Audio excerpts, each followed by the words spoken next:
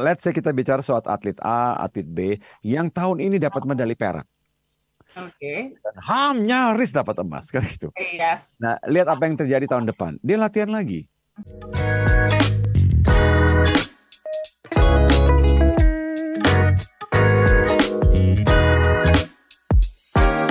Tidak hanya Pak Ikhlas gitu ya, yang mungkin pernah mengalami momen di mana achievement yang didapatkan ini nyaris sekali sukses gitu ya, baik dengan jangka waktu yang sudah ditetapkan. Rasanya tuh nyesek banget ya, sakitnya tuh di sini gitu Pak Hing kalau kata lagu gitu ya. Tetapi kan banyak dari kita yang justru meratapi hal ini gitu ya, ketika kita melangkah ke depan, coba kemarin tuh lebih semangat, lebih ekstra, lebih saya telepon lagi nih klien-klien, jadi saya kejar target, dapat bonus dan lain sebagainya.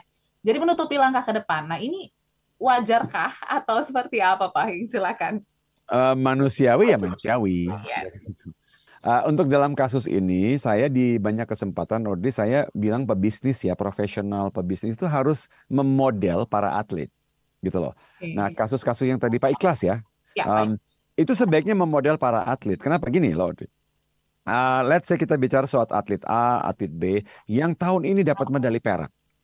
Oke. Dan nyaris dapat emas, kan gitu. Yes. Nah, lihat apa yang terjadi tahun depan. Dia latihan lagi. Mhm. Iya kan gitu, dia latihan lagi, dia malah latihan tambah keras gitu loh. Dan kita sudah melihat banyak sekali bukti pemain-pemain dari perunggu ke perak ke emas. Gitu loh. Jadi untuk dalam kasus kayak begini saran saya sih, lihatlah para atlet. Gitu Oke. loh. Para pebisnis harus belajar banget dari dunia olahraga itu. Ya kan orang-orang yang mungkin nyaris bahkan kalanya nyakitin loh, Dri. Iya. 0,001 detik. Itu dia lebih banyak, lebih apa ya, banyak yang lebih sakit hati dari kita gitu ya Pak Hing. Sakit gitu loh. Tetapi yang mereka lakukan justru adalah latihan tambah keras. Ya Yes. kan mereka fokus kepada bagaimana membentuk diri lebih baik gitu loh. Jadi buat Pak Ikhlas gini, kalau kalau Pak Ikhlas bilang aduh saya kayaknya akhirnya demotivasi Mhm. karena pikirannya semua itu terbawa ke hasil yang kemarin gitu loh. Jadi ikutin aja. Makanya saya bilang tuh tips yang nomor 1 dan 2 ini loh. Setiap bulan itu kita punya milestone, fokus ke situ dan yang kedua tadi adalah fokus ke tindakan. Udah itu aja. Iya kan? Kalau kita dalam menjelang masuk nih November nih, Mhm. masih badan kita masih tertinggal di Oktober, gimana sih? Gitu loh. Oke. Ya kan? Jadi fokus aja ke bagaimana finishing November, finishing Desember, gitu aja. Ya, so what kalau Oktober sudah lewat? So what? Gitu loh.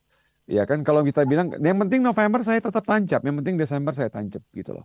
Gitu sih, mudah-mudahan menjawab Pak Ikhlas. Contoh para atlet deh Pak Ikhlas. Yes.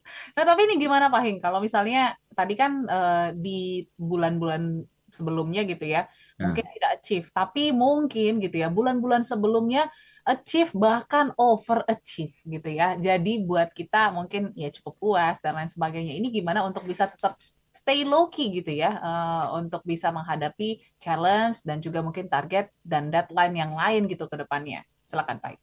Saya ini posting yang saya baru isi tadi pagi persis nih. Tadi pagi persis nih di Instagram ya. Jadi kita semua kita Audrey Smart Listener kita punya pengalaman baik dan juga pengalaman yang tidak menyenangkan. Dua ini gitu ya. Nah, harapan loh. Harapan kita, motivasi kita itu sangat tergantung dari pikiran sama badan kita ini lebih sering mengungkap yang mana. Pengalaman yang menyenangkan tadi Audrey bilang, ada bulan-bulan kita achieve kan gitu loh. Yes. Ya, mungkin malah chip tadi over. Ya Ah, kan, dan great. Nah, tetapi kadang-kadang kita lupa, kita timbun pengalaman itu dengan pengalaman yang tidak menyenangkan. ya. Akhirnya timbullah demotivasi, timbullah bete, galau, dan yang enggak itu loh. Mhm. Karena kita memilih pengalaman yang tidak menggembirakan untuk jadi pusat fokus kita. Gitu. Yes, yes, yes, yes. Gitu. So, pilih pengalaman yang menyenangkan. Pilih pengalaman yang menyenangkan gitu ya. Dan bukan berarti ketika kita sukses di masa-masa lalu akan mempengaruhi hasilnya juga di saat ini gitu ya Pak Heng ya. Karena Mempengaruhi state kita, mempengaruhi ya, motivasi. Betul banget. Betul banget. yes. Jadi harus dibedakan small listeners, bukan mempengaruhi hasil tapi state Yes. kita, semangat kita, motivasi kita.